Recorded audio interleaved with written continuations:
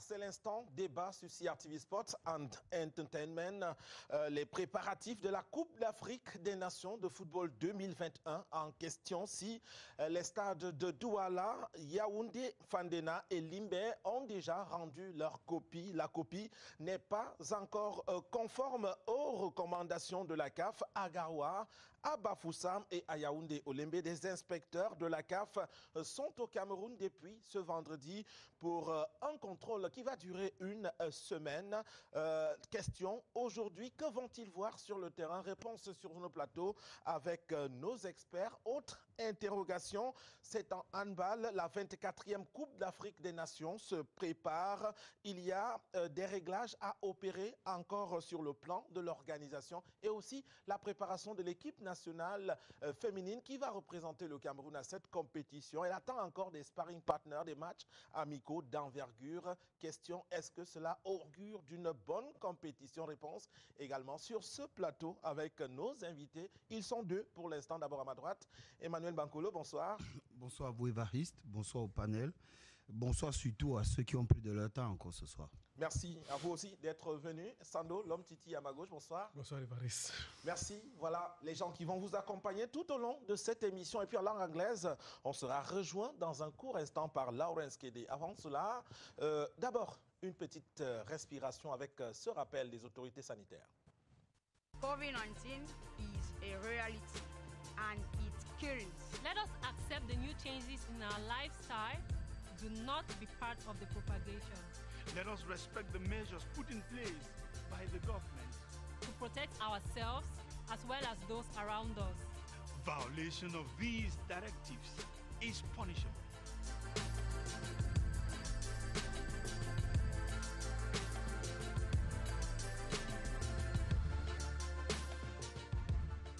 This is a message from the government of Cameroon.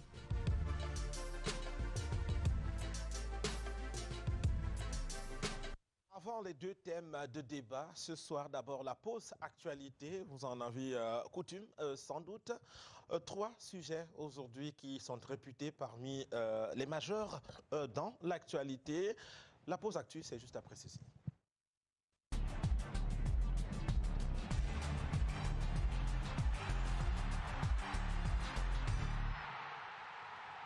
C'est une bouffée d'oxygène qu'ont reçu les clubs de Yaoundé, le Dragon, le Canon sportif, le Tonnerre Calara Club et puis Yaoundé, qui ont reçu donc un coup de pouce de la communauté urbaine de Yaoundé, la mairie de Yaoundé, avec une dotation de 10 millions de francs pour chacun de ces clubs. On en parle d'abord en pause actualité. Cela est certainement tombé au bon moment, Emmanuel Bankolo.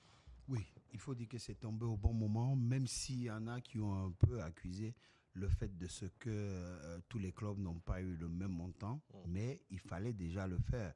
À une certaine époque, on sait que les deux clubs qui étaient appuyés étaient le Canon et puis le Tonnerre. Donc, à ces clubs, on a rajouté Dragon et puis Yaoundé 2. C'est déjà quelque chose, c'est très important. On sait aussi quand même que dans les clubs, c'est un peu la sécheresse. La preuve, c'est que vous avez cette section-là qui s'est rendue du côté du ministère des Sports pour essayer de négocier et demander à avoir un appui de l'État. Donc, preuve que c'est un vrai souffle qu'aura apporté au sein de ces clubs-là. Alors la question c'était, cela tombe au bon moment. C'est-à-dire qu'on vient d'achever une phase allée de la compétition et les clubs, de manière globale au Cameroun, criaient à l'essoufflement. À l'essoufflement, et c'est pour cela. Maintenant, il est intéressant simplement de savoir qu'au niveau des différentes administrations, on en fera bon usage et qu'on ira vers ce que sont les priorités. Côté Canon, on n'est pas assez inquiet parce qu'avant que ça n'arrive, on se rend bien compte qu'il y avait une certaine organisation, il y avait une restructuration. Maintenant, pour les autres, on prie vraiment que cet argent prenne l'orientation idoine et qu'on ait des garçons qui se sentent considérés, qu'on ait des clubs qui présentent toute une autre figure. Sando, l'homme Titi, le Canon sportif peut se réjouir, mais le club qui le plus devrait se réjouir, c'est Yaoundé 2, qui était vraiment au bord du précipice, on va le dire comme ça. Oui, au bord du précipice, si on tient compte de ce que son fondateur, le maire Assamba, n'est plus là et que Mme Pauline Thérèse Manguelet se bat pour pouvoir maintenir le club à un niveau acceptable, malgré les résultats qui ne suivent pas. Mais sur le terrain, c'est assez intéressant de voir un football qui roule. Et Vadis, il y a quelques éléments qu'il faut noter. C'est que la ville de Yaoundé accueille à peu près une dizaine d'équipes. Il faut le dire. Comment le maire de Yaoundé n'a... Là, nous parlons de la première division. Oui. En Ligue 1 et en Ligue 2, il y a une dizaine d'équipes qui résident à Yaoundé. C'est-à-dire vous avez Canon, Tonnerre, APGS... Il y en a qui ont siège social ailleurs, mais qui jouent à Yaoundé. C'est ce qu'il faut préciser. C'est le cas d'APGS, qui est d'un fou, mais Fortuna, qui a pour stade d'accueil de rencontre Yaoundé. Parce que ses dirigeants sont aussi. Vous avez Fortuna, vous avez... AS Fortuna, c'est un fou également. Eding de la Ligue. Vous avez qu'on appelle Lyon Blessé, entre autres. Mais il s'agit des clubs qui ont des fondements à Yaoundé. C'est le cas de Dragon, c'est le cas du Canon et du Ce sont des clubs qui ont été récompensés, qui ont été soutenus par le maire de la ville. Ça, fallait le souligner parce que les gens se sont interrogés comment on peut avoir autant d'équipes à Yaoundé et qu'on ne choisit que 4 équipes. Donc je pense que sur ce plan-là, le super maire de la ville de Yaoundé a tranché de manière acceptable pour pouvoir justifier la sortie de ces fonds-là.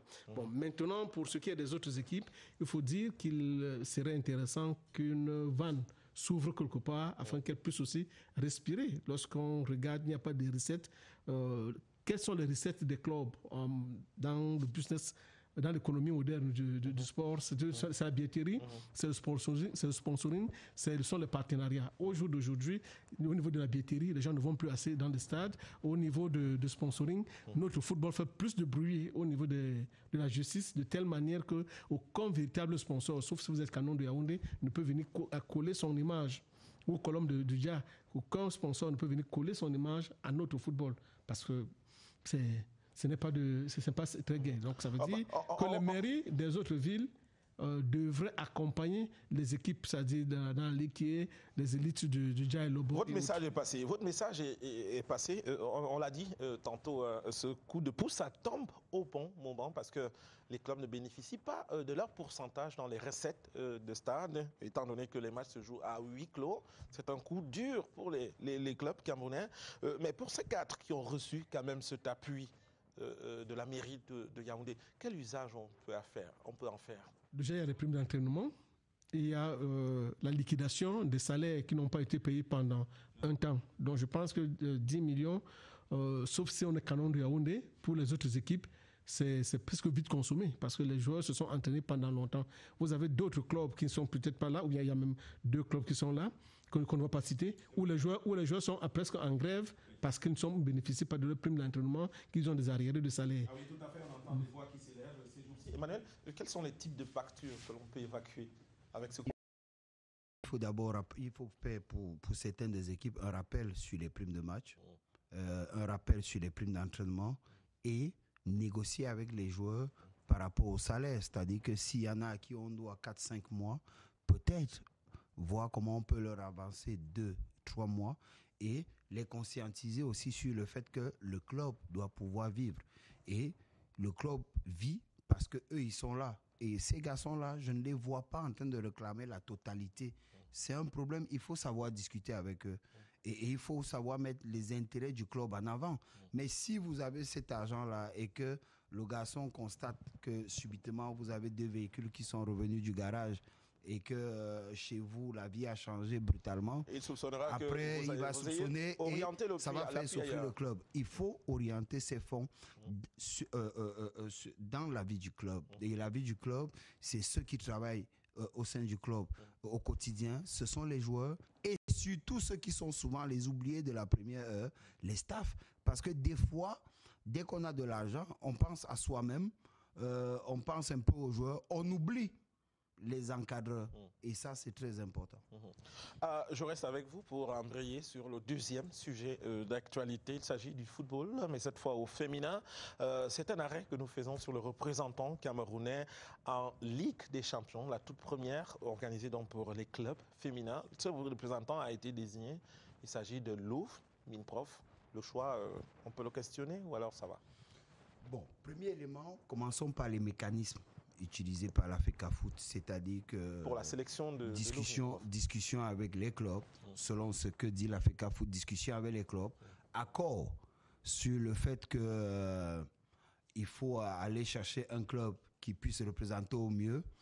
1, 2, le fait que Louvre ait été le champion de la saison précédente et qu'on doit pouvoir démarrer peut-être sans avoir terminé la saison. Mais je crois que le point le plus important dans tout ce qu'aura dit la FECAFOOT, c'est le fait de ce que tous les présidents de clubs soient tombés d'accord. Sauf que, de l'autre côté, vous en avez qui disent que, ils étaient absents, 2, qui estiment que ça n'a pas été bien fait. Maintenant, le questionnement, c'est sur le plan sportif. On a une saison qui est encore à court. Est-ce que c'était le bon timing ou encore est-ce que c'était le bon choix que de se désigner? Si vous me demandez à moi, je dirais non. Mais maintenant, à la fédération, on vous dit tout ce qui s'est fait dans l'intérêt de l'image du pays. Justement, à ce niveau, on peut peut-être expliquer, justement, parce que c'est une pression, une exigence de la CAF, la Confédération africaine de football, qui a déjà ouvert sa période d'engagement. Il faut déjà des licences CAF pour les joueuses qui vont participer. Il faut déposer des passeports. Il faut inscrire le club pour participer à cette compétition. Et cette période d'engagement se referme fin juin. Donc, c'est le moment déjà de l'indiquer. Le championnat ne sera pas terminé. Peut-être, mais je crois qu'aujourd'hui, le défaut du Cameroun, c'est d'avoir un championnat qui se joue normalement. Parce que vous avez des pays qui sont engagés, qui engagent même des sélections nationales, mais il n'y a pas de championnat. Donc, le fait que nous, on ait un championnat, et qu'on ait cette pression-là, je crois que peut-être c'est cet élément qui aura poussé la fédération à la désignation. Mais est-ce qu'on n'aurait pas pu simplement faire passer le championnat à 2 matchs la semaine pour pouvoir, à la fin du mois, avoir un club qui soit champion ou en début de mois de juin? Peut-être, on s'est dit qu'on préfère protéger les filles, ne pas les pousser à avoir beaucoup de blessures, mais quel que soit les cas, ça reste encore un élément de débat. Il y a des raisons côté FECAFOOT, mais sportivement, est-ce qu'on n'aurait pas pu trouver une parade pour qu'on ait un représentant qui serait allé chercher cette distinction sur le terrain? Là reste la question. Une parade, celle qui a été trouvée par la FECAFOOT, c'est la négociation. Sano Lomtiti, est-ce que cela vous étonne, vous? Non, ça ne m'étonne pas, compte tenu de la pression qui vient de la Confédération africaine de football. Emmanuel fait bien d'évoquer le fait qu'on puisse jouer 2 fois par semaine. C'est une possibilité. Mais maintenant, il faut aussi bien d'évoquer l'exposition des athlètes aux blessures. Et maintenant, les moyens qui accompagnent les athlètes et les clubs déjà pour pouvoir se déplacer pour les rencontres. Ce qui veut dire donc que la fédération a opéré un choix qui était le plus juste. On l'a fait l'année dernière, le championnat n'était pas arrêté, n'était pas arrivé à son terme. On a eu PW de Bamenda qui a représenté le Cameroun. Peut-être Emmanuel, le choix Sandro, le choix est consensuel et cela semble arranger la majorité, mais d'aucuns émettent quand même le regret que ce ne soit pas les résultats sportifs qui se prononcent. Non, ce sont les résultats sportifs parce que Louvre n'était pas dernière du championnat national la saison écoulée. Louvre était la première équipe. On a créé une compétition et c'est sur la base de sa performance que la fédération a cru bon de rassembler les présidents de club pour leur dire voici. Au moment où la compétition s'est arrêtée, c'est Louvre qui était en tête. Et qui a été désigné équipe championne. Qui a été désignée équipe championne. N'oublions pas que, quelle que soit la tournure que nous allons prendre dans notre pays, il est difficile qu'on achève le championnat. Il faut qu'on respecte le calendrier de la Confédération africaine de football. Étant entendu qu'au-delà du championnat, vous avez la CAN, la Coupe du Cameroun, qui se joue en même temps. Donc, ce sera très, très difficile qu'on en arrive. Donc, il fallait évacuer le stress et dire aux uns et aux autres, qu'est-ce que vous choisissez? Le plus grand nombre a estimé qu'il fallait choisir Louvre. Ce n'est pas de manière dictatoriale que ce choix a été opéré. Donc, je crois qu'il y a quelques grincements dedans pour 2-3 personnes, mais dans l'essentiel, c'est la majorité qui a choisi. Emmanuel, est-ce que ça ne peut pas se régler d'une autre façon à partir de la saison prochaine? Est-ce qu'il ne faut pas tout simplement allumer son calendrier? Non, il faut. Cela s'impose. Il faudrait justement pas que le Cameroun retombe dans les mêmes travers. Par conséquent, il faut donc déjà, dès cette saison, dès la phase de retour, penser au calendrier de la prochaine saison et être dans l'arrimage pour éviter tout cela. Maintenant, il y a un autre élément aussi, c'est que je crois quand même, il faut le dire, quels que soient les cas en termes de santé des caisses de clubs, Louvre est le club qui soit le mieux à même de pouvoir gérer rapidement le déplacement de son équipe, de pouvoir gérer 1, 2, 3 choses. C'est vrai que les FAP possibles le peuvent, tout comme une équipe comme Éclair de ça. Et maintenant, il y a un autre élément aussi qui plaide pour Louvre, c'est qu'au moment où nous parlons, Louvre est ex-aequo et à Awa, c'est-à-dire que les deux équipes ont 30 points au Makwa. Donc Louvre a une position, une situation de premier aussi. Donc Louvre est un peu dans la récidive. Premier la saison dernière, au moment où on prend la décision, où on fait la proposition, Louvre est premier ex-aequo. Donc ces éléments-là jouent, mais je crois que pour l'image du Cameroun et tout, au-delà d'avoir de bonnes joueuses, Louvre, sur le plan financier, peut pouvoir répondre très rapidement à certains éléments. Maintenant, je crois qu'à la fédération, il faut qu'on puisse aussi voir quelle est la parade qu'on peut utiliser pour pouvoir permettre à Louvre d'aller chercher dans des clubs tels que Éclair, tels que FAP, tels que Awa, les meilleurs pour avoir une très belle équipe qui soit représentatrice quand même du football féminin camerounais. Je termine par celle-ci. Ça peut être un argument en second, mais non négligeable quand même. Vous savez, il y a une compétition panafricaine comme celle-ci. Il faut se déplacer de pays en pays. Est-ce que tous les clubs ont la même puissance financière même de pouvoir assumer cela? Non, Évariste, tous les clubs n'ont pas la même puissance financière. Louvre est l'une des équipes les mieux assises au jour d'aujourd'hui. C'est-à-dire Ça peut avoir été un argument. Les quatre premières équipes du championnat féminin au jour d'aujourd'hui, je pense que au-delà du talent des joueuses, elles ont une assise financière qui leur permet de pouvoir mieux justifier leur performance. Et de l'autre côté, Emmanuel, la Fédération camerounaise de football ne pourra pas aller au-delà de ce qui est autorisé par la FIFA, parce qu'il y a des périodes ouvertes pour les mercatos. On ne va pas ouvrir le mercato exclusivement pour le Cameroun. Et cette période de mercato, je pense, c'est à la fin du mois de juin, début juillet. Sauf que Sando, le championnat de football féminin camerounais n'est pas professionnel. Sauf si je me trompe. Non, mais en termes de licence, il y a une période où on ouvre pour l'établissement des licences. Mais le fait de ce que le championnat nous donne une ouverture, c'est-à-dire que des filles peuvent être libérées ou licenciées par leur club et engagées dans un autre. Bon, je pense pour ma part qu'on peut utiliser de petites astuces comme cela parce qu'il est important. Et quand on voit ce qui se fait ailleurs, et quelles sont les potentielles équipes que Louvre pourrait rencontrer dans cette compétition, il y a une possibilité pour l'équipe camerounaise de faire tout au moins le carré d'as. Moi, je le dis comme cela. Ah oui, tout à fait, parce que ça, il faut le noter. Parlant il nous appartient à nous de mettre le maximum de chances de notre côté. Parlant de championnat professionnel, il faut se le dire honnêtement, il n'en existe pas encore en Afrique. Le Ghana, qui est l'un des meilleurs pays, il n'y a pas un championnat de football féminin professionnel. Le Nigeria, le meilleur pays africain, il n'y a pas un championnat de football professionnel. Il y a des ligues. En revanche, qui existe, le Cameroun en est à sa 2e expérience. L'Afrique du Sud, c'est un peu plus que cela, mais il n'existe pas encore de championnat de football professionnel. Mais je crois que le statut du championnat camerounais peut nous donner de quoi jongler un peu. Pour l'instant, nous avons une ligue de football professionnel qui en est à sa 2e année d'expérience. On sort de là pour cette fois-ci emprunter le vélo. On parle du Tour cycliste du Cameroun avec la compétition qui s'ouvre donc le 29 du mois en cours. Donc dans quelques jours, c'est dimanche de la semaine prochaine. Les préparatifs, on n'en a pas grand écho jusqu'ici. Peut-être que vous avez eu vent. L'équipe nationale du Cameroun, elle devait effectuer une séance préparatoire. En tout cas, une séance était prévue le 20 mai. Le 20 mai, c'était hier encore. Et cette séance a été annulée. On attend la programmation de la prochaine étape. Est-ce que ces préparatifs rassurent pour la compétition? Sincèrement, moi, je suis un peu inquiet parce que la séance dont vous parlez a été doublement annulée. C'est-à-dire qu'on devrait avoir une séance le 19 qui a été reportée au 20. Il était question pour la sélection nationale de cyclisme de faire un aller-retour de 50 km, si je ne me trompe. Voilà, ça faisait 100 km. Donc, ça devait être un 50 fois 2 à fond. Ça aurait fait 100 km.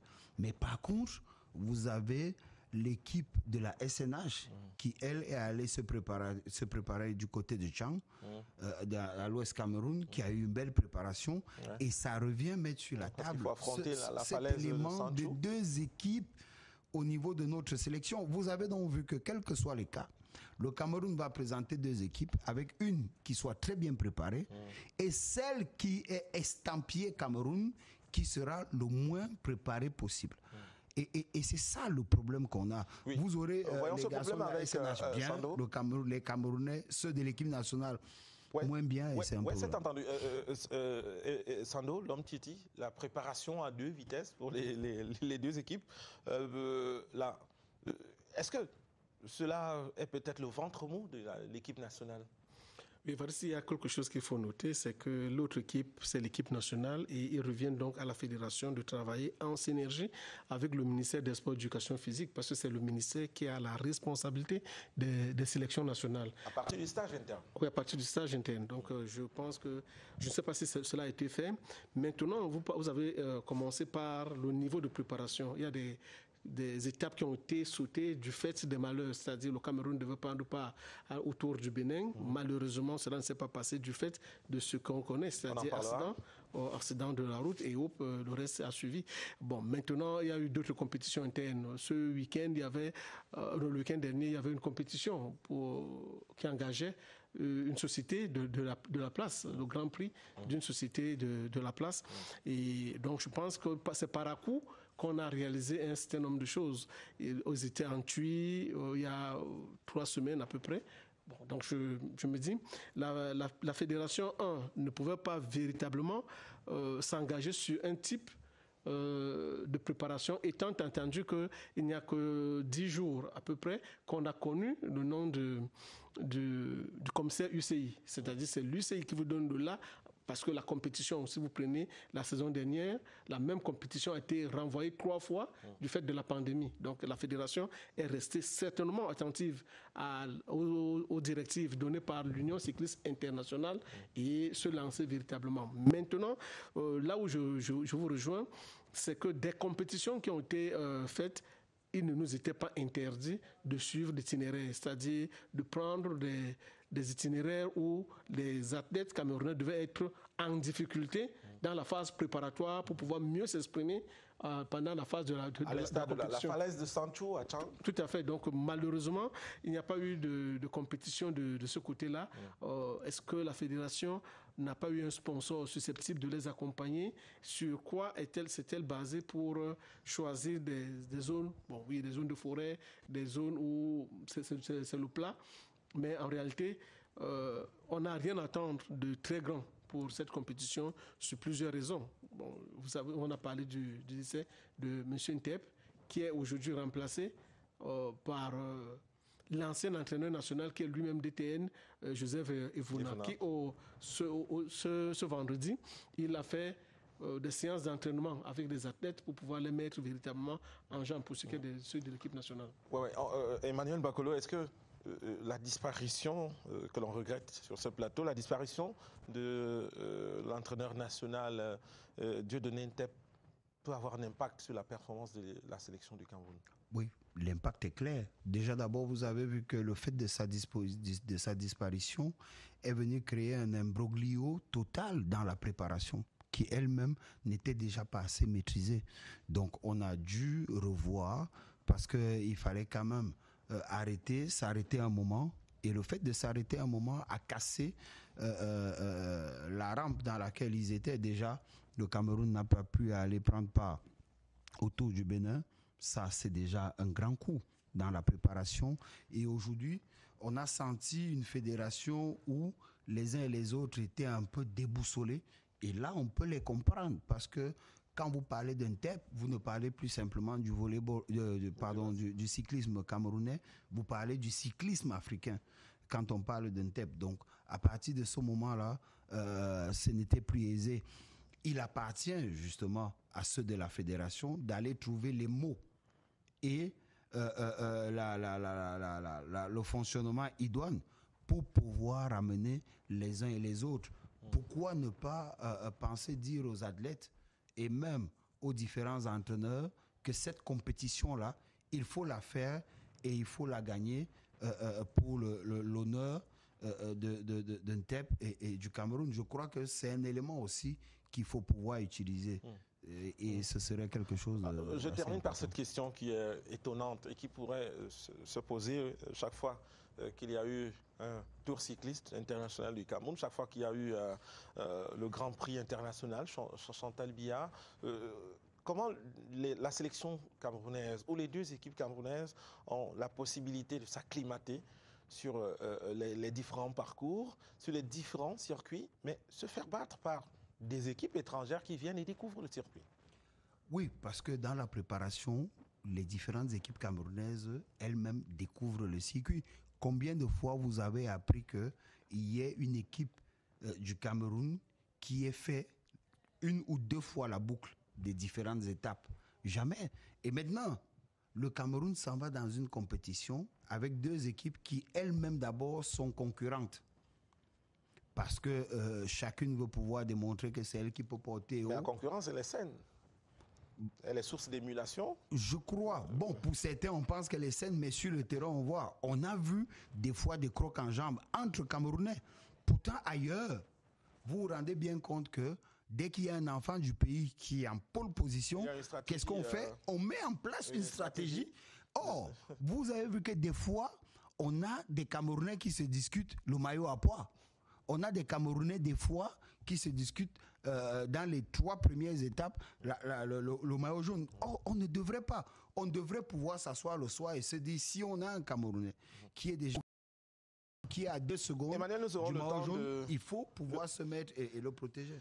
Nous aurons le temps d'évoquer ces autres aspects le moment venu. Je rappelle que cette compétition s'ouvre le 29 mai prochain par une première étape. Ce sera donc tout pour la pause actu, une pause actu qui se referme au moment où on est rejoint sur ce plateau par Lawrence Kede. On vous l'a annoncé précédemment ici. Bonsoir Lawrence. Good evening, Evariste. Good evening to my co-panelists. Merci d'être finalement arrivé. Well, it's a pleasure to be on set. It's true that with the traffic outside this evening, it hasn't been easy, but the essential is that we are here to talk sports and enlighten the TV viewers on the way sports is being done in Cameroon. Lawrence Kede, que vous retrouvez donc à la suite de cette émission dans sa partie débat avant d'y aller. Ce rappel des autorités sanitaires.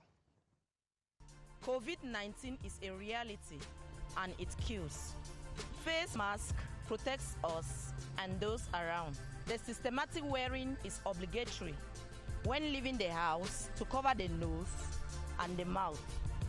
Let us respect measures put in place by the government to protect ourselves and those around us. Violation of these directives is punishable. This is a message from the government of Cameroon. La suite, c'est tout de suite. Il s'agira du débat juste après ceci.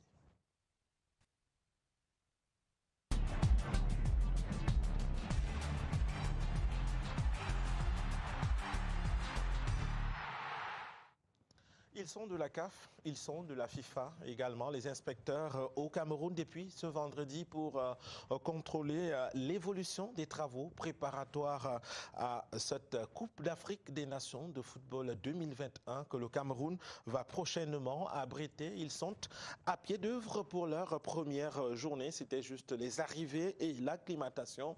Et c'est dès demain qu'ils vont fouler le sol des différents sites retenus pour voir à quel niveau se situent les préparatifs de cette Coupe d'Afrique des Nations. Ce soir, donc, quel Cameroun retrouve donc ses inspecteurs de la CAF à cette énième mission d'inspection au Cameroun? C'est le premier débat ici. Le Cameroun est-il définitivement prêt? La réponse, évidemment, c'est non. Mais à quel niveau l'on se situe? On va donc l'examiner sur ce plateau. Je vais commencer par Lawrence Kede qui nous rejoint ici.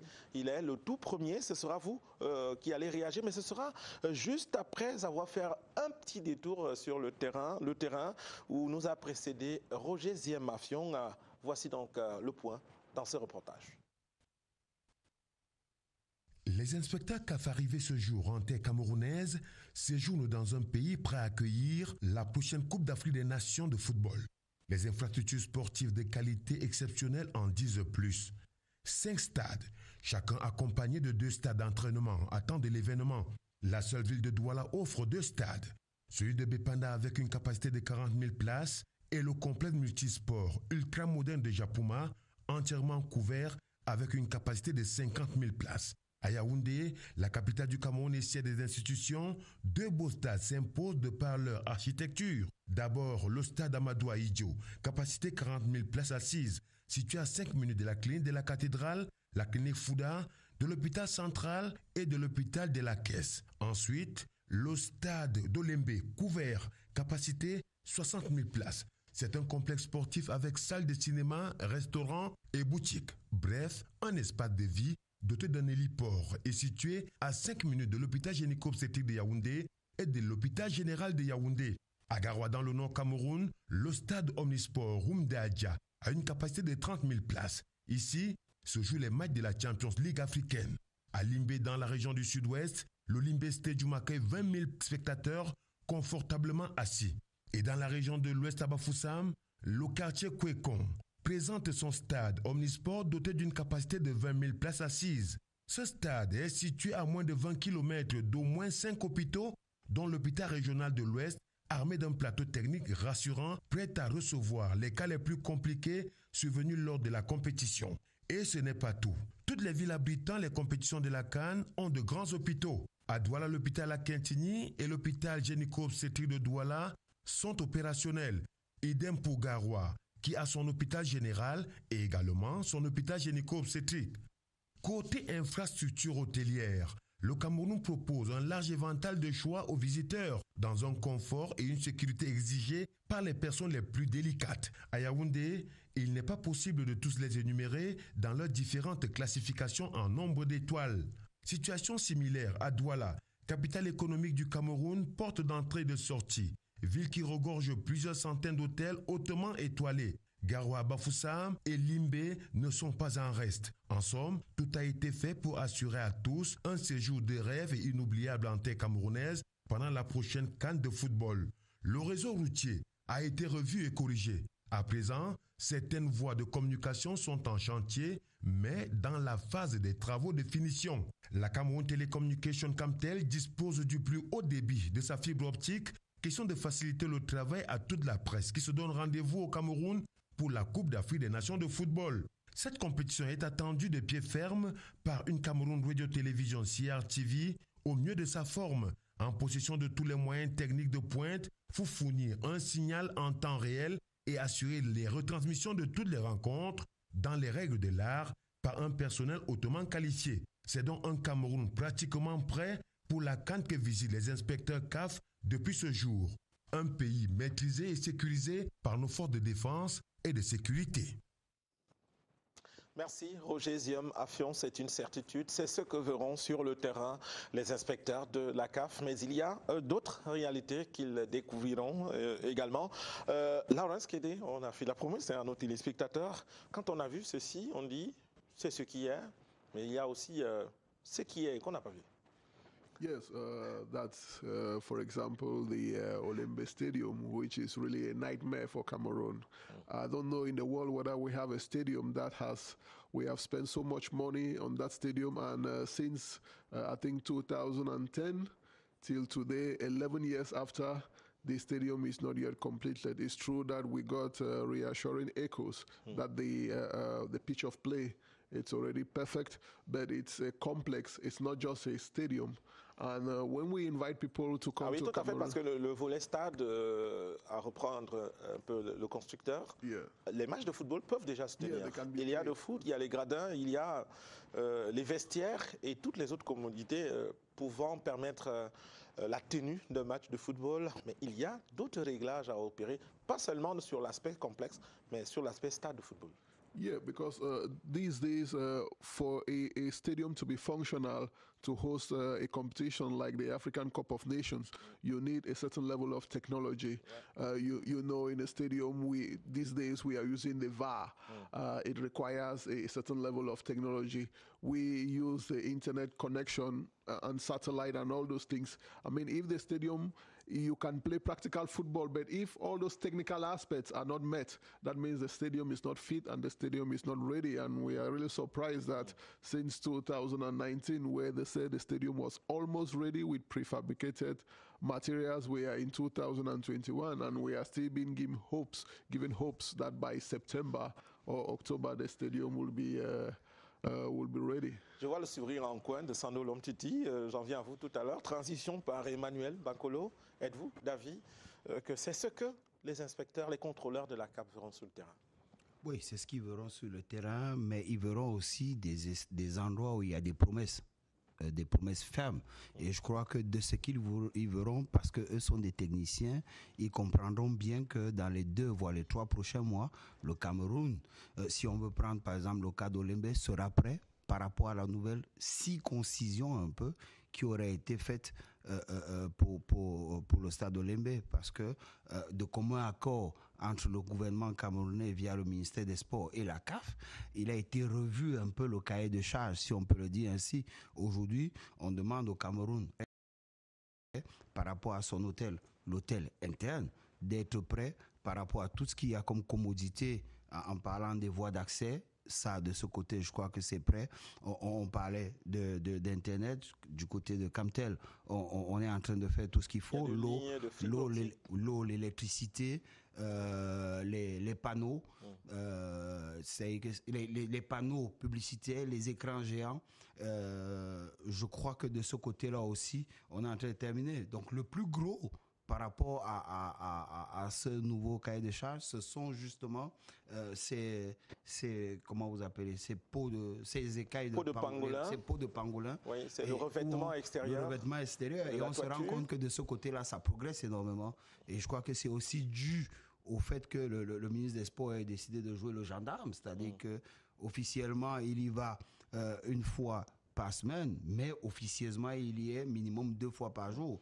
Ça participe à faire avancer les travaux. Et je crois que... Peut-être pas 2 fois par jour, Emmanuel. Bon, de moins en moins... Ça doit être exagéré, c'est pas 2 fois par jour. Je dis ça parce que j'ai eu ça de son entourage. C'est-à-dire qu'au sorti de chez lui les matins, il fait un petit tour. Et le soir... il y a des descentes officielles et des descentes officieuses. C'est-à-dire que chaque jour, au sorti de chez lui le matin, il fait un petit détour par là. Le soir, il met un peu plus de temps. Mais officiellement, il y est pratiquement Emmanuel, tous les jeudis. sur un autre aspect, des promesses, pour reprendre votre expression, des copies à rendre. Il n'y en a pas qu'à Olembe. Il y a Garoua. Est-ce qu'on aurait pu s'imaginer que le stade de Bafoussam et les infrastructures attenantes, qui n'a pas connu de répit du fait de la tenue au Cameroun du CHAN, les travaux ont continué. Est-ce qu'on peut s'imaginer qu'à ce moment, il y a encore des travaux à effectuer sur les stades d'entraînement? Je crois que le gros des travaux, c'est beaucoup plus les travaux de voirie. Je crois que les stades d'entraînement sont en train d'être dans leur phase d'achèvement. Et même au niveau des voiries, je crois que de la dernière descente du ministre des Sports de ce côté-là, il s'est dit un peu satisfait de l'évolution.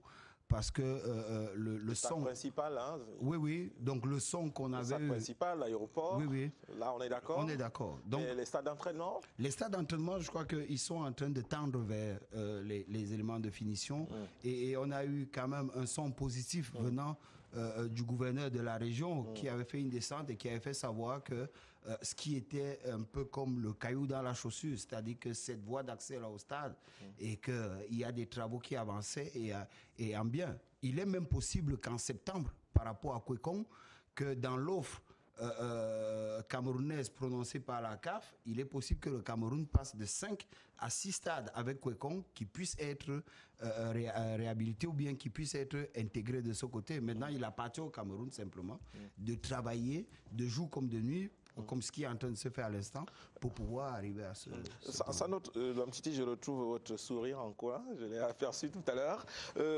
Est-ce qu'on devrait à ce moment-ci tendre vers, pour le cas de Bafoussam par exemple, on s'arrête d'abord là. Quand on sait qu'Olembe on peut avoir cette excuse qu'on a changé d'entreprise adjudicataire, de constructeur, et que le déménagement du précédent et l'emménagement de l'actuel a duré pratiquement 1 an. Mais pour le cas de Bafoussam, est-ce qu'on devrait encore être en train de tendre vers? En fait, Évariste, si on tient compte de ce que Bafoussam n'a pas accueilli le CHAN, dont les travaux devaient être accélérés de ce côté-là, il n'y a pas de raison qu'on accuse un retard sur ce plan. Mais rassure, le problème, c'est que les uns et les autres se sont concentrés sur la voirie urbaine en traînant légèrement les pieds pour les servitudes au niveau du stade. Or, il fallait faire comme cela a été observé au niveau de Limbé, où après le match Cameroun-Afrique du Sud, où pour sortir du stade, c'était la croix et la bannière, les autorités se sont rendues compte qu'en cas d'incident, ce serait très difficile d'évacuer des gens. Donc, ils ont créé très rapidement les servitudes. Aujourd'hui, à Limbé, vous sortez, on peut vider le stade en moins de 15 minutes parce qu'il y a plusieurs possibilités de sortie. Et c'est ce travail qui est en train d'être effectué du côté de Bafoussam pour pouvoir permettre à ceux qui viennent de Bafoussam, ceux qui viennent de Foumbort et autres, de pouvoir vite entrer et de vite ressortir. Mais maintenant, Évariste, avec votre permission, il faut se dire que la visite de la CAF va s'attarder sur 2 éléments ou 3. Le premier élément, c'est la salle où aura le tirage au sort, et le deuxième, la salle de réunion. Le troisième élément, ce sont les infrastructures sportives, ce que vous avez commencé à évoquer tout à l'heure, et le quatrième élément sont les infrastructures hôtelières. Donc, pour l'instant, en observant de manière sincère, et quand on regarde le cahier, l'accord cadre signé par l'État du Cameroun, sur bien de choses, le Cameroun est prêt. Emmanuel a voulu faire des décomptes en disant qu'on aura 6 stades. Mais tel que les choses évoluent, on peut se retrouver à 7. Parce que vous prenez les 2 stades de Yaoundé, vous prenez les 2 stades de Douala, ça fait 4. Vous prenez le stade de Limbé. Le stade de Bepanda à Douala n'est pas comptabilisé.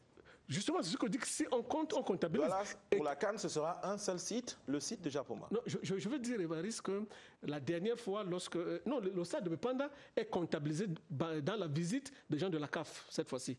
C'est-à-dire, quand vous essayez de regarder leurs éléments, ça fait partie des infrastructures qui vont visiter. Et là, il faut expliquer, parce qu'une proposition a été faite qu'il y ait finalement 2 sites à Douala. Oui, au cas où, parce qu'en fait, il faut toujours avoir le plan A, le plan B. C'est une proposition, mais elle n'est pas déjà entérinée par la CAF? Elle n'est pas entérinée parce qu'en fait, sur le plan politique, on aurait bien fait d'avoir 2 poules à Yaoundé. C'est pour ça qu'au niveau du CHAN, on a placé deux poules. Maintenant, pour la CAN, on se dit il y a 2 poules à Yaoundé, une poule à Douala, une poule à Limbé, une poule à Bafoussam et une poule à Garoua.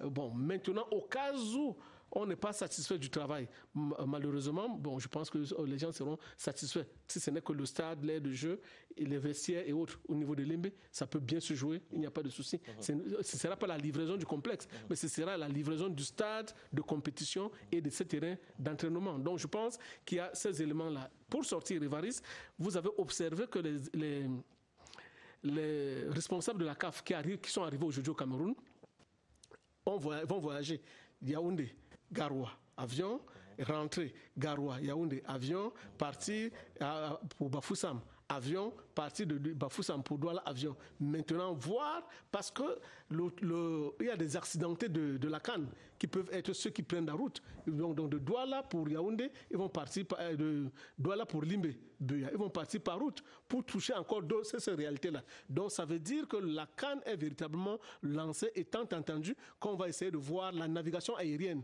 qui suppose qu'on va transporter les journalistes en temps réel pour la compétition, les arbitres en temps réel, c'est-à-dire les journalistes et les arbitres vont arriver 24 heures avant le match. Les éventuelles évacuations sanitaires aussi. Tout à fait.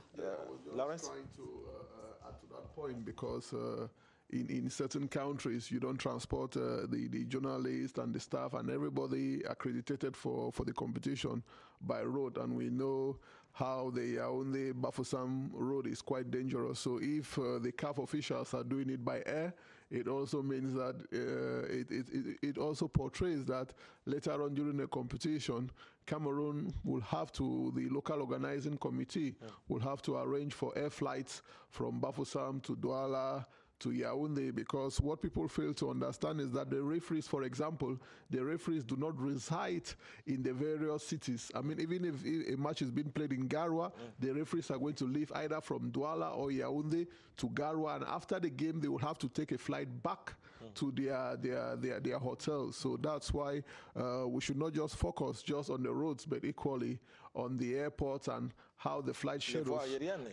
are going to Je reste avec vous et tout à côté, Sando, l'homme Titi, vous réagirez tous les deux à cette question. Garoua aussi, petit souci. Le stade de Roumdé Adja, il est opérationnel. C'est quasiment validé là-bas, les stades d'entraînement. Petit souci quand même au Sénagès. Et puis, l'hôtel de 100 chambres, là, il faut dire que les travaux sont à l'arrêt.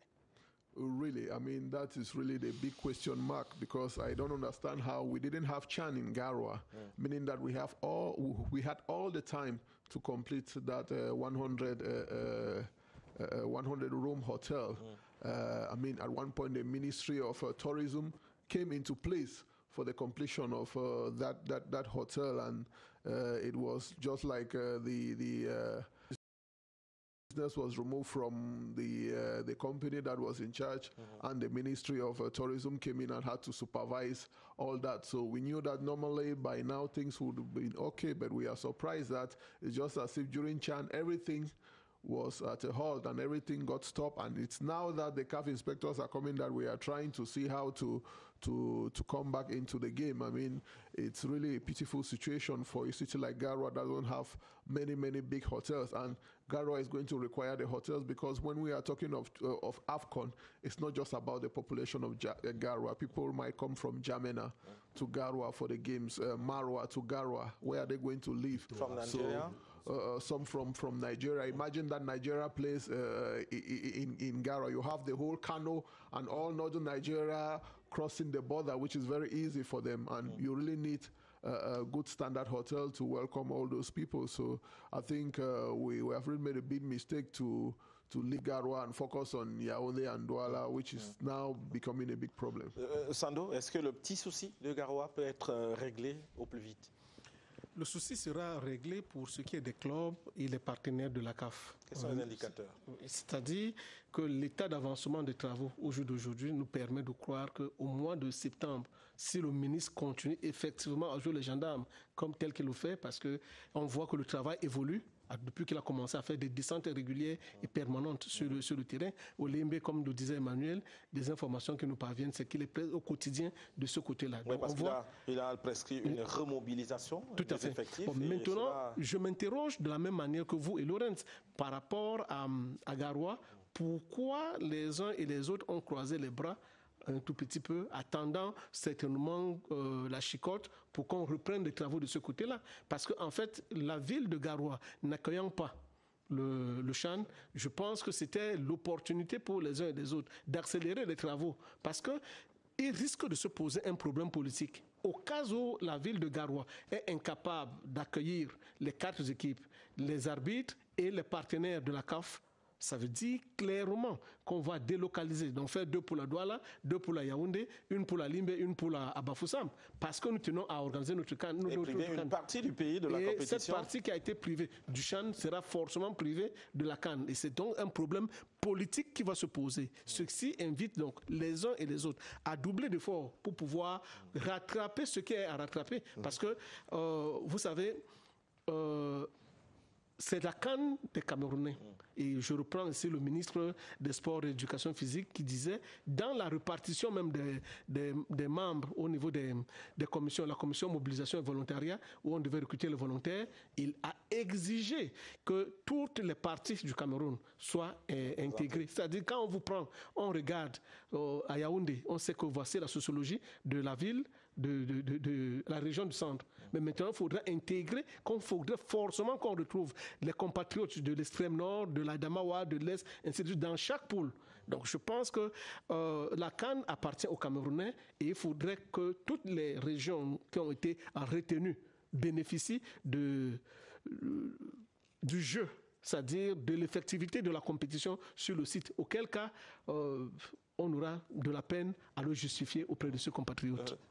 Emmanuel Bankolo, vous qui suivez de près l'évolution de ces préparatifs, vous avez certainement eu vent de ce que Garoua, les travaux ont été mis en veille à un moment donné du fait des factures impayées. Oui, la principale inquiétude à Garoua, il ne faut pas se cacher, c'est l'hôtel sans chambre. C'est une vraie inquiétude. Et aujourd'hui, il y a bien des structures hôtelières qui ont mis en place un système d'extension. Mais vous savez qu'au-delà de tout cela, il y a un cadre bien régi, il y a un type bien régi. Donc, quel que soit ce que vous faites, si vous êtes un hôtel à 2 ou 3 étoiles, ça va poser un problème. Avec la CAF qui, elle, est à partir de 4 et de 5 étoiles. Oui, il y a un standard, qui est bien indiqué. Or, aujourd'hui, je pense pour ma part qu'il y a comme un début de réflexion sur une ville comme Maroua et justement aussi l'utilisation de notre compagnie nationale aérienne. Parce que pour justement éviter l'aspect relevé ici dans les propos de Laurence et de Sando, dans l'aspect de problèmes politiques, parce que privé, pas seulement Garoua, mais tout le Grand Nord, de 2 compétitions en l'espace d'1 an, ce serait quand même quelque chose. Et je crois qu'il y a donc une réflexion, une projection sur le fait de pouvoir exploiter 2 à 3 hôtels de haut niveau du côté de Maroua et avoir donc la navigation aérienne entre Maroua et Garoua. Il y a une réflexion qui se met... Cela ne peut pas être possible du fait que Garoua, ce n'est pas 60 km. Or, les textes de la CAF et de la FIFA exigent que l'équipe puisse résider au plus, c'est-à-dire si elle est éloignée à 60 km.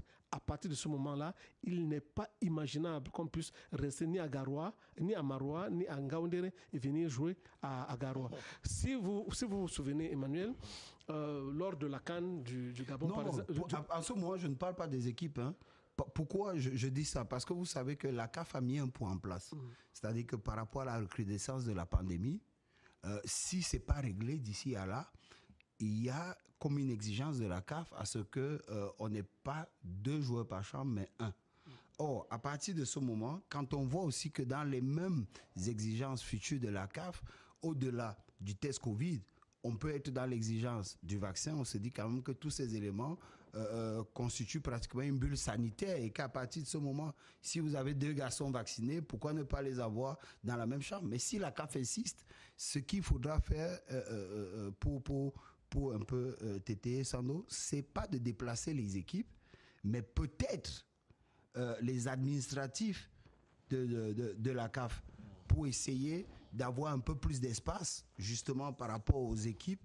Jamais dans l'histoire de la CAN, cela ne s'est passé. C'est-à-dire que les administratifs de la CAF soient à plus de... Il y a une ville qui les accueille, c'est-à-dire comme c'est le Cameroun ici, c'est Yaoundé. Ils seront logés dans un hôtel. Maintenant, pendant les compétitions, ils se déplacent pour pouvoir intégrer la ville qui accueille le match.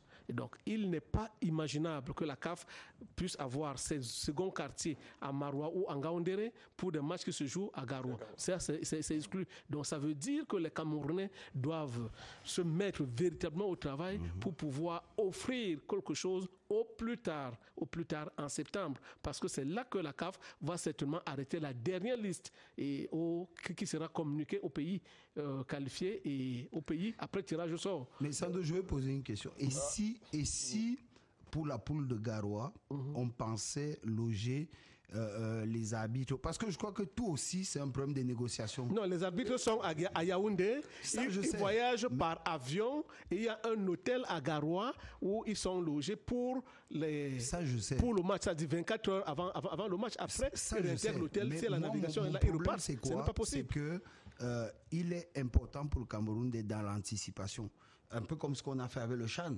c'est-à-dire que très rapidement, quand au niveau du ministre des Sports, on s'est rendu compte que Garoua ne serait pas prêt, on a anticipé en proposant à la CAF directement Limbé. Et comme Limbé avait déjà accueilli brillamment la CAN féminine, c'est passé très rapidement. Donc moi, je parlais là comme cela en disant, il faut pouvoir anticiper. Alors, c'est une spéculation, on a entendu, c'est une spéculation, une proposition. Laurence Kédé, ce sera la dernière intervention sur cet aspect infrastructure sportive. To make one small point that we are talking of the visit of the CAF inspectors. CAF inspectors are coming to visit what they are going to use, but I think the minister and Cameroon as a whole should think of the other visitors, that's the journalists, the fans who are going to come, because I mean, the experience we had in Gabon in 2017 is that I find myself sleeping in a bar in the marketplace, not because I didn't have money, but because there was nowhere. Parce que l'offre hôtelière a été limitée, débordée déjà. So we should not think just about the teams, but equally think about the fans coming in. Ah oui, tout à fait, c'est noté. On passe à un autre aspect qui va donc intéresser les inspecteurs de la CAF. Cameroun, déjà depuis ce vendredi, c'est la salle de tenue du tirage au sort. Il est prévu le 25 juin prochain. La salle proposée, c'est celle qui a abrité le tirage au sort du CHAN 2020, le Palais Polyvalent des Sports. Est-ce que cette visite est nécessaire, puisque la salle a déjà fait ses preuves?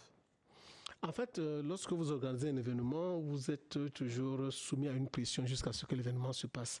Et quand vous essayez de regarder la CAF, la FIFA, le CIO, on vient toujours vérifier qu'est-ce qui est fait. Est-ce que après la dernière visite, la salle n'a pas connu un certain nombre d'éléments et tout, parce qu'elle est surexploitée. Il y a même certains qui vont tester jusqu'aux prises, pour voir est-ce que les prises vont donner, est-ce que donc ils font des textes à l'intérieur de la salle pour se rassurer que lorsqu'ils viendront à 48 heures de l'événement, que tout sera prêt. Donc c'est une visite de routine qui se justifie parce qu'on ne peut pas rester comme ça les bras croisés. Ce n'est pas parce qu'on a fait le tirage au sort là-bas, ce n'est pas parce qu'on a organisé tel événement que basta, on va rester les bras croisés, vas-y, on fait confiance au Cameroun. Si tel était le cas à Ivaris, la CAF ne descendrait pas à Douala, à Limbé et à Yaoundé, étant entendu que le CHAN s'est joué et que ça s'est joué avec brio. Mais il y a eu des impacts dus à la nature, il y a eu des impacts dus aux humains sur les aires de jeu et un certain nombre d'éléments. Il faudrait donc que la CAF revienne revisiter. Donc tous ces éléments-là, tous ces ingrédients, il y a la sonorisation dans des salles. Il y a beaucoup de choses, beaucoup de paramètres qui doivent entrer en jeu. Oui, tout à fait. Laurence, j'en viens à vous, mais en faisant un petit rappel, c'est que le tirage au sort de la CAN tenu finalement en Égypte en 2019, c'était en plein air, au pied des pyramides. C'était une innovation, c'était assez original. Est-ce que vous pensez que le Palais Polyvalent des Sports pourrait poser un souci et qu'on pourrait avoir recours à, je ne sais pas, un site naturel autre? Well, I think the government of Cameroon has just been focused on that, given that we have used it once and it worked successfully. We are just going to come there and do a repetition. But this time around, things are going to change at the level of the decor, because it's not the same decor. It's the African Cup of Nations, not the CHAN. I mean, we are moving a step higher.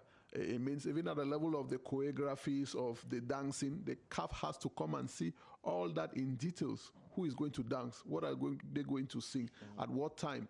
CAF follows all those details because it's all about branding and marketing. If you fail at the level of launching the draws, I mean, it's going to denature equally the value of the competition. That's why CAF really has to come and make sure that not only technically but culturally everything is in place, such that once we get to the draws, I mean, it gives a different image of Cameroon. But I think Cameroonians would have taken inspiration of 2019 in Egypt and maybe start from, I don't know, Post Central or somewhere in Balmayo before coming right up to Yaoundé, because what the Egyptians did was they were selling Cairo. I mean, what we were looking at the images, they were selling Cairo. We didn't see the slums of Cairo. We saw the beautiful hotels, the roads, and everything beautiful in Cairo, right up to the side of the draws. I mean, because the AFCON is really to sell your country. So if we are just contented at the Palais de Sport, I mean, just the interior, it's not really selling Cameroon. So, I mean, we could have taken inspiration from the last AFCON and give a plus to the competition. Alors, Sando, là-bas, il y a eu les pyramides à Gizeh, au Cameroun, peut-être le musée national? Peut-être pas le musée national, mais moi j'aurais pensé avec le monument de la réunification. C'est-à-dire, au sous-sol là, ce sont des personnes sélectives qui seront là-bas. On vend cette image, cette partie du Cameroun. C'est ça qui m'a marqué, c'est-à-dire au lieu du palais. C'est pas étroit.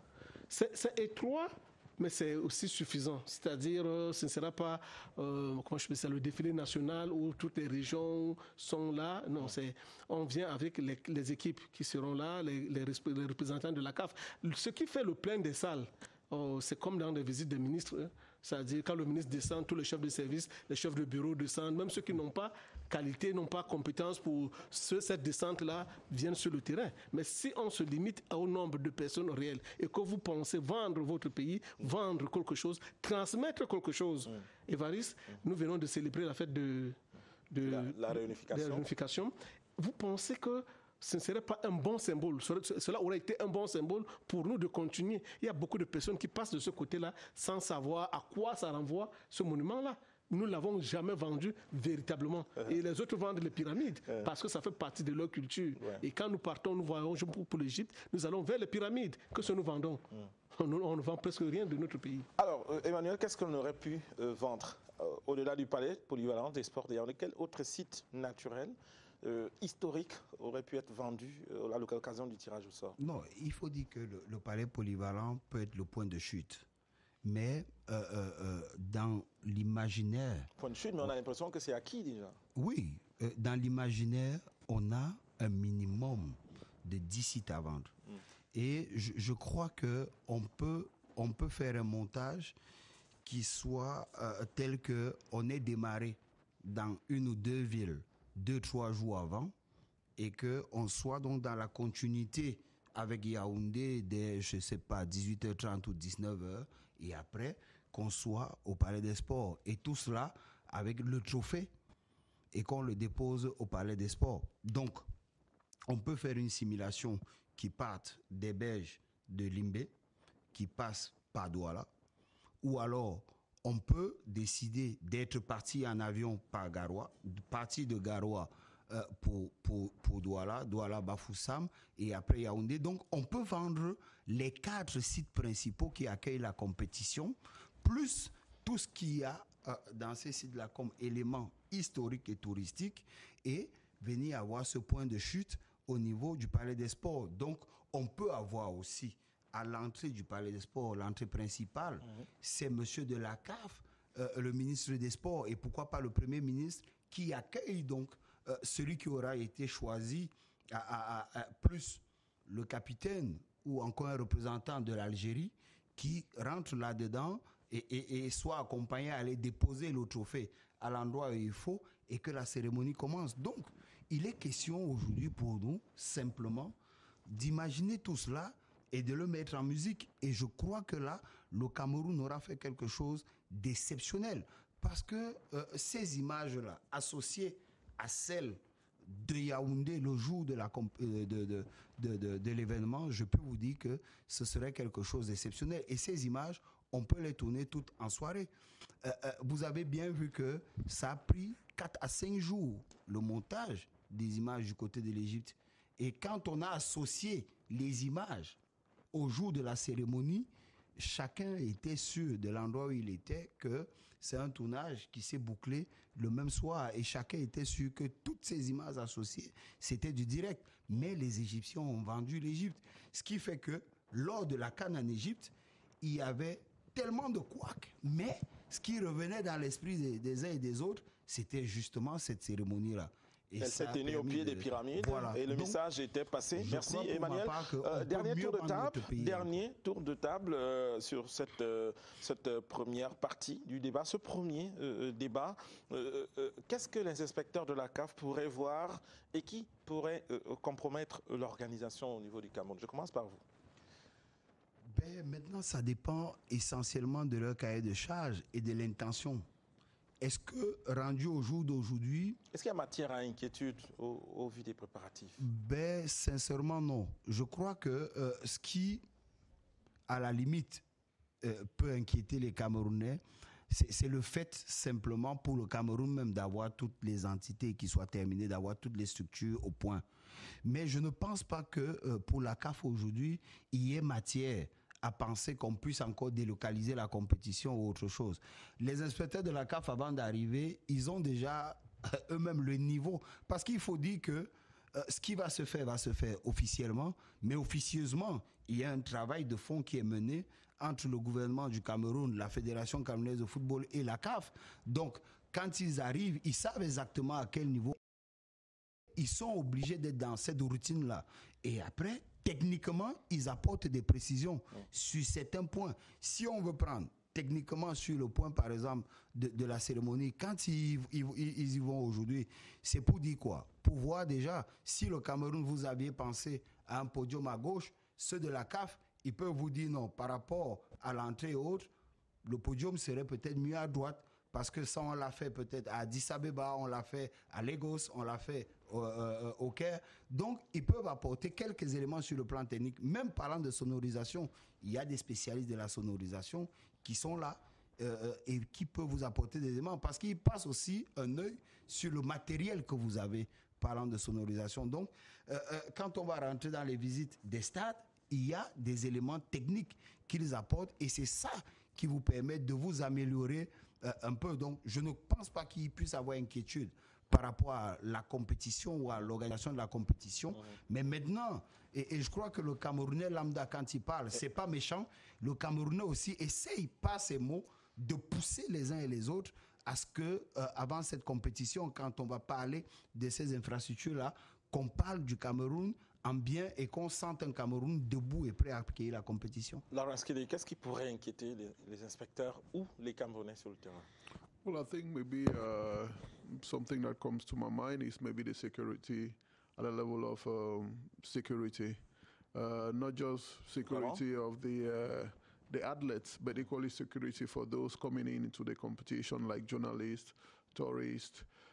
Because you really have to guarantee the security of everyone. And it's not easy. You cannot put a policeman behind every individual coming into Cameroon, but you have to build up the minds of Cameroonians. I mean, I went to 2016 in Rwanda for the CHAN. I mean, the Rwandese, they had been cultivated. They have prepared their mindset that foreigners are coming in. So you have to be straight. You don't have to cheat. I mean, you know, when foreigners come in for the competition and you cheat them, that's the image they carry of une préparation au niveau des mentalités aussi. Yeah, you have to prepare people, the mentalities, and even our local thieves and pickpockets.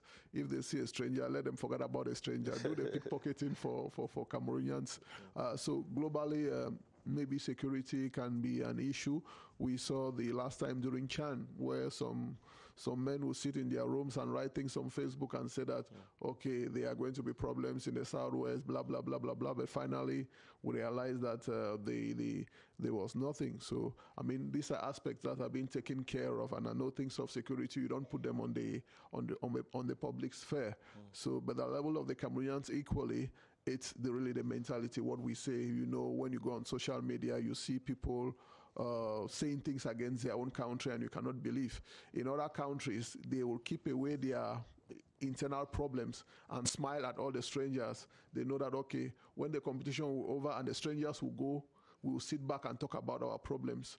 So, I mean, that's one of the aspects we should really highlight at the level of Cameroonians, because what we see sometimes on social media, it's really terrible talking about our country. It even discourages some potential fans and tourists to come to Cameroon. So I think we really have to educate ourselves, even through sports, on television, on radio.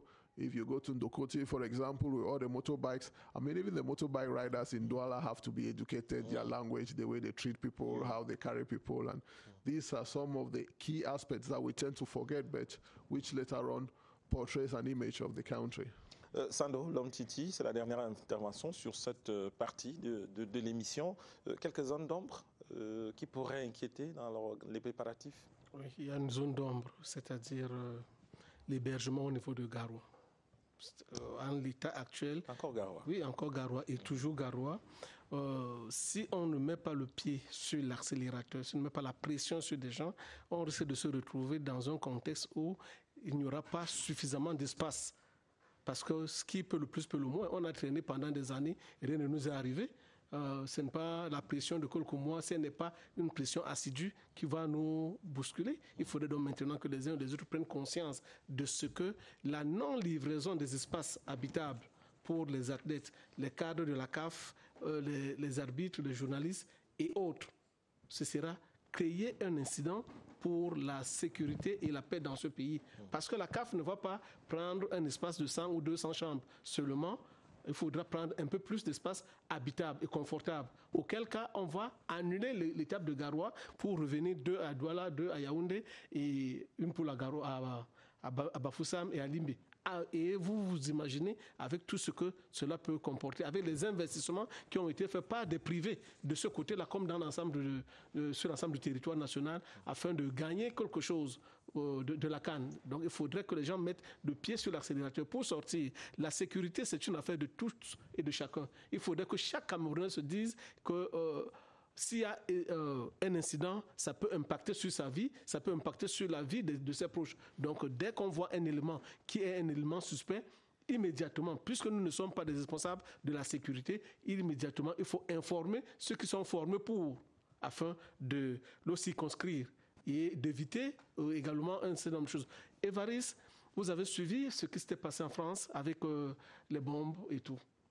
Mais quand le match se jouait au Stade de France, c'est le speaker du Stade de France qui a joué tout le jeu. C'est-à-dire qu'il a banalisé ce qui se passait. On a coupé le réseau Internet au niveau du stade. Donc, les spectateurs n'étaient pas au courant de ce qui se passait. Donc, la formation, également, c'est à ce niveau-là. C'est-à-dire, les speakers dans les stades doivent être véritablement formés pour pouvoir vendre l'image. Ce n'est pas le show, ce n'est pas, je ne sais pas quoi, mais c'est un moment inédit que nous entendons vivre. Et il faudrait qu'il y ait une synergie des énergies.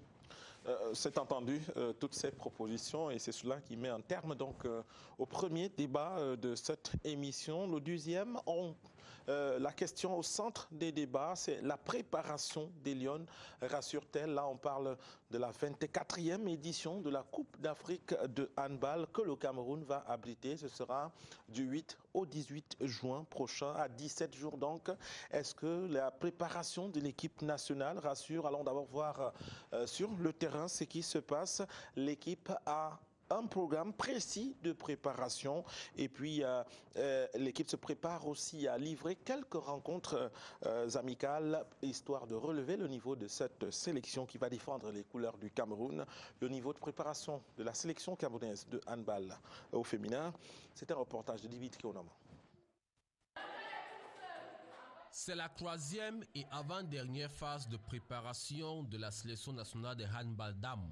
Elle, qui a démarré depuis le 5 mai dernier, s'achève le 28 du mois en cours. Elle est focalisée sur le perfectionnement des acquis. Les Lions indomptables vont aborder la 4e et dernière séquence de préparation dès le 1er juin et travailleront sur l'affûtage. Un tournoi de pré-compétition se disputera du 4 au 6 juin entre le Cameroun, pays organisateur, et 2 équipes invitées à participer à cette Coupe d'Afrique des Nations, mais qui ne sont pas dans le groupe du Cameroun. Plusieurs autres matchs amicaux sont également au programme. Bien avant, la sélection nationale a démarré sa préparation depuis le 16 mars dernier. Cette première phase préparatoire était axée sur l'évaluation des capacités physiques, technico-tactiques et psychologiques avec les joueuses issues du championnat d'élite de handball. Le second regroupement, lui, s'est effectué du 1er au 30 avril dernier. L'encadrement technique et les joueuses ont travaillé sur l'amélioration et le renforcement des acquis et la mise en place de la base du jeu offensif et défensif. Cette partie de préparation a vu l'intégration progressive des joueuses de la diaspora. 23 Lions constitués de 18 issus du championnat d'élite et 5 de la diaspora travaillent actuellement sur tous les aspects liés au jeu avec l'encadrement technique. En attendant, la sélection nationale poursuit sa mise au vert au Palais polyvalent des sports de Yaoundé.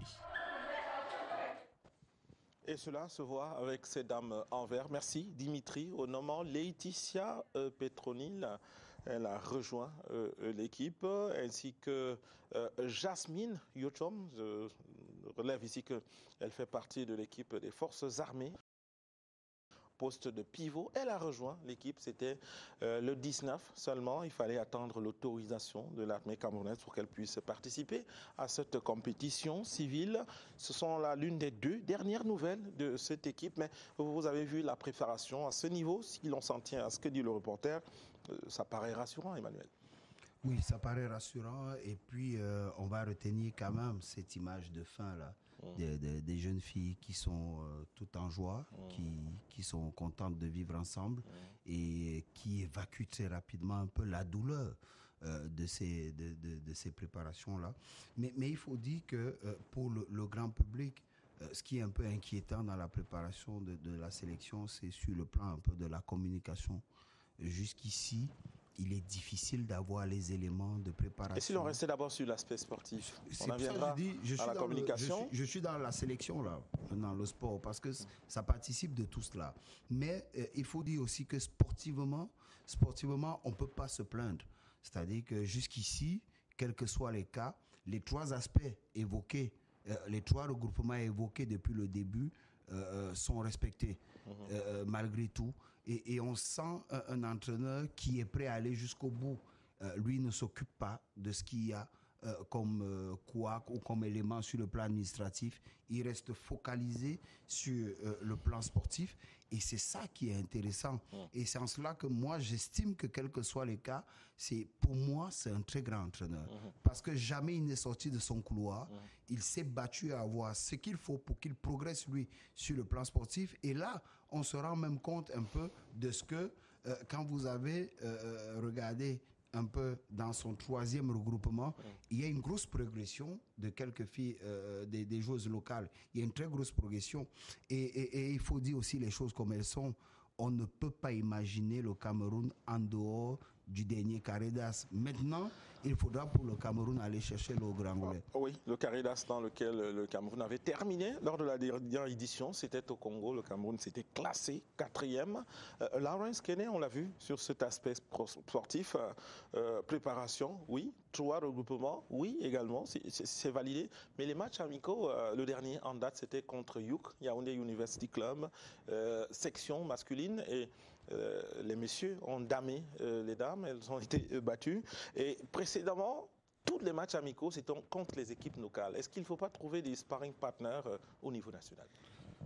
Well, I think we really need the sparring partners at the international level to really be able to evaluate the true level of our team. Because for now, we cannot really... we cannot really give value to this. Alors, team. à 17 jours, cela devrait inquiéter alors. Well, we are waiting for the other teams to come in. When the other teams come in the last line of action, we are going to have some friendlies with some teams which are not in our group. On aurait pu aller jouer aussi. Yeah, we would have gone outside, and I think that would have even been preferable that we have an internship and a camp out of Cameroon. It permits the player really to change their environment and to really be focused. There will be no brother, no sister, family around who can distract you. So it's always important to have an external camp, carry the team away. It permits to do some tourism and really change your mindset so that when you are coming back, you are a different person altogether. But, well, it's handball, it's not football. We know the king sport in Cameroon is football. If it were football, would have already spent more than 200 million francs. But it's handball. It's rather unfortunate.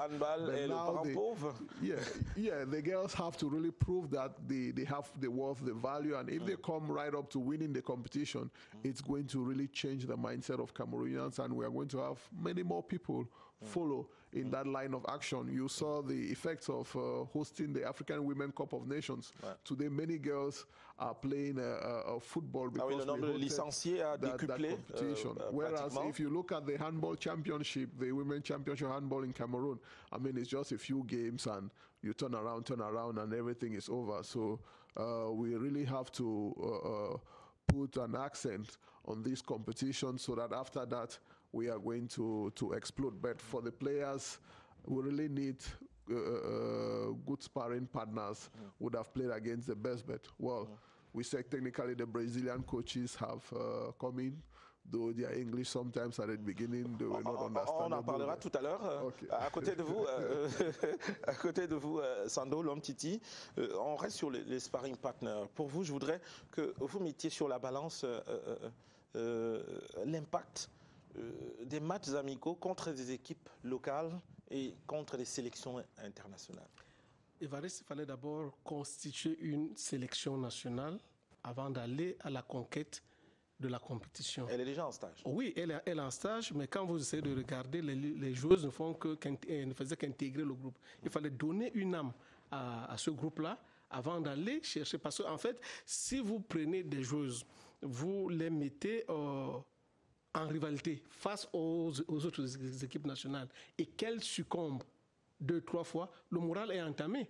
Il fallait aller progressivement. Je pense, j'ai été l'une des personnes à critiquer les choses telles qu'elles se passaient. Mais à l'observation, au jour d'aujourd'hui, je pense que ce sont ceux qui vivent avec cette équipe qui avaient raison. Ils ont commencé à constituer l'équipe, à jouer des matchs les moins importants et progressivement, ils ont gagné en maturité. Au jour d'aujourd'hui, cette sélection nationale peut donc accueillir ou affronter d'autres sélections nationales. À preuve, avant la compétition, elles vont jouer des matchs face aux équipes qui sont retenues pour la CAN, mais qui ne font pas partie de la poule. Parce que le moral sera déjà suffisamment dopé.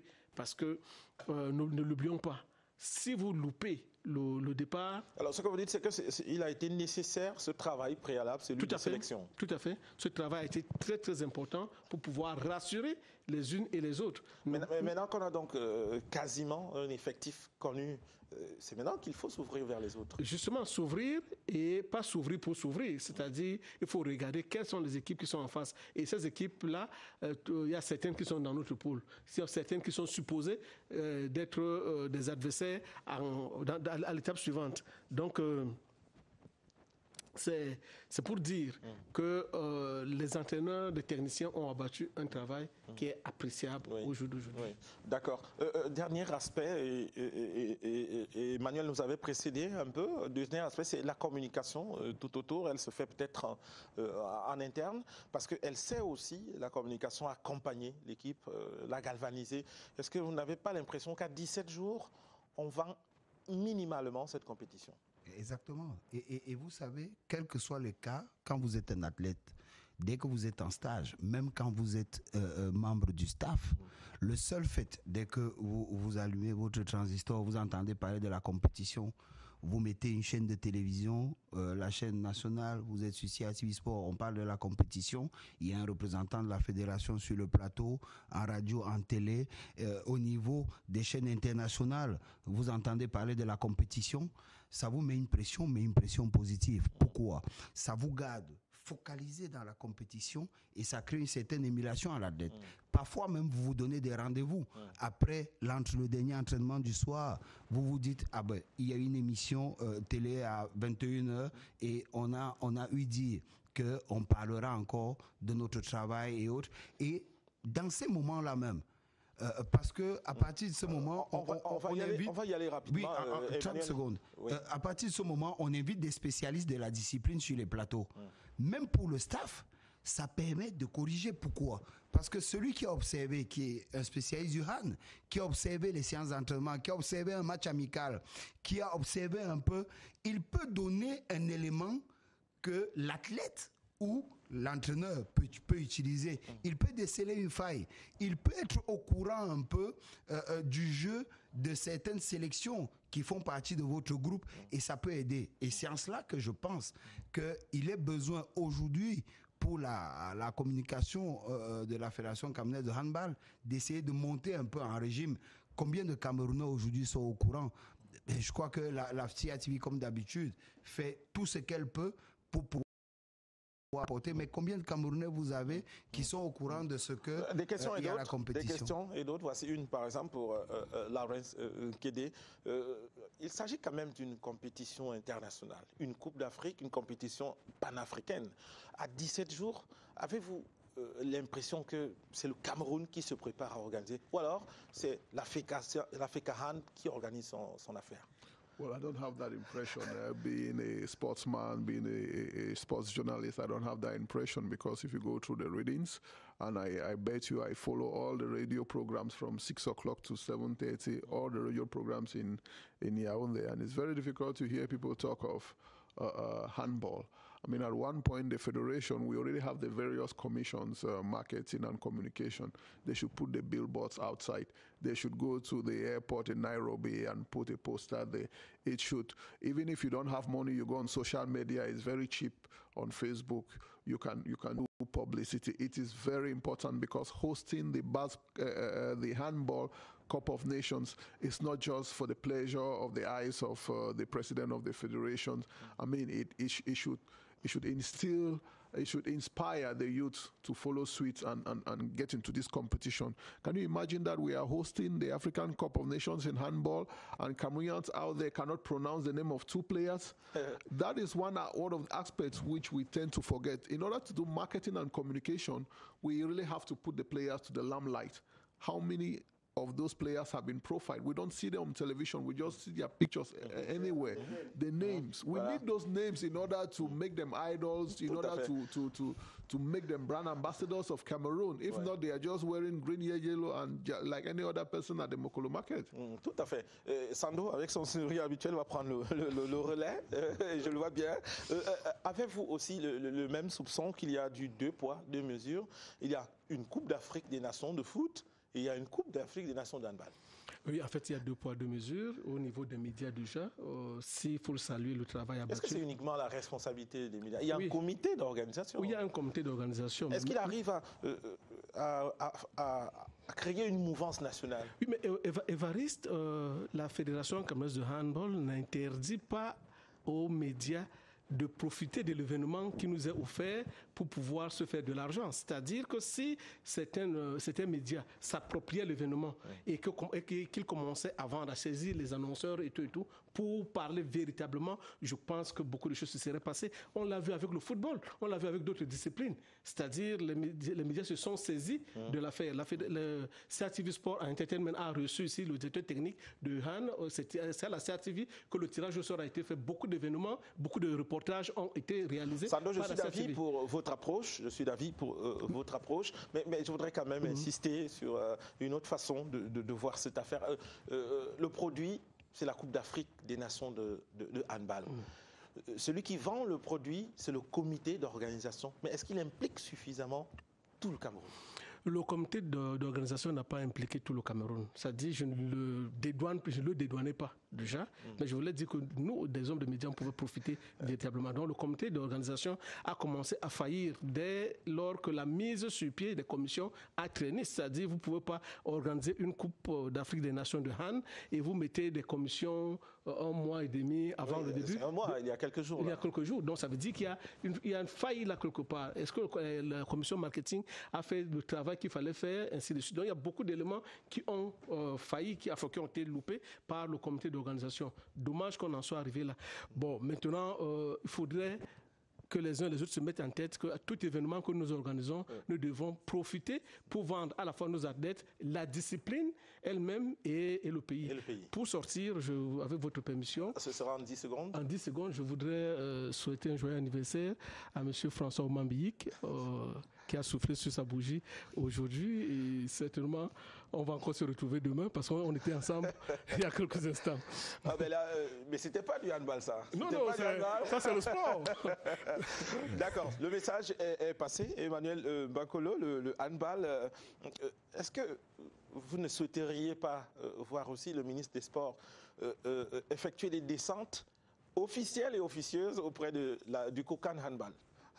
Oui, si. Et je crois qu'il y a eu quelques-unes, un peu plus peut-être, mais bon, maintenant qu'on n'a pas un problème d'infrastructure avec le handball. Emmanuel est la personne la moins indiquée sur ce plateau pour parler des descentes de monsieur le ministre, parce qu'il est de ceux qui chuchotent dans l'oreille du ministre et il sait que le ministère, sur ce coup au moins, il faut le reconnaître, n'a pas été assez présent. Peut-être qu'il va nous souffler un agenda les jours à venir. Ce que je dis, c'est qu'il y a eu quelques descentes de ce côté. Maintenant qu'il n'y a pas de problème d'infrastructure, mais je crois qu'un peu plus, oui. Et je crois aussi qu'il y a quand même un travail de fond qui est mené entre le ministère des Sports et la Fédération camerounaise de hand. Mais moi, ce que je disais, et j'en parlais une fois avec Laurent Sanoff, c'était le fait de l'anticipation. C'est-à-dire qu'on ne peut pas toujours attendre le top de la Fédération africaine, de la Confédération africaine de handball pour démarrer, pour ce qui est de vendre son événement, de travailler. C'est-à-dire qu'on peut utiliser les réseaux sociaux, utiliser des personnes. Ils sont connus, il y en a tellement de jeunes qui ne demandent qu'à être utilisés. Les utiliser justement, à commencer déjà à attaquer la communication dans les réseaux sociaux, utiliser les hommes de médias que vous êtes à intégrer certains plateaux. Ça, on ne peut pas se faire taper sur les doigts par la Confédération africaine. C'est moi cette anticipation-là. Si on avait anticipé, on aurait eu au moins un mois d'avance déjà en termes de communication sur la compétition. Nous sommes arrivés au terme de cette émission. Dernière intervention et ce sera en 30 secondes. Laurence Guédé, comment on explique la descente sur le terrain aujourd'hui du comité d'organisation sur les infrastructures? On va au gymnase d'Infandena, on va à l'école des travaux publics et au Palais Polyvalent des Sports. Well, I think nothing has been prepared ahead of time, and at the level of Fandena, they said it is a simplified gymnasium. So let's just focus on the Palais Sport and let's get to the competition and hope that the miracle is going to be produced. Alors, oubliez les autres options secondaires. Merci. Ce sera donc le dernier avis sur ce plateau, cette édition de Sport Club qui vient donc de s'achever. Merci à Emmanuel Bankolo, à Laurence Guédé, à Sando, l'homme Titi.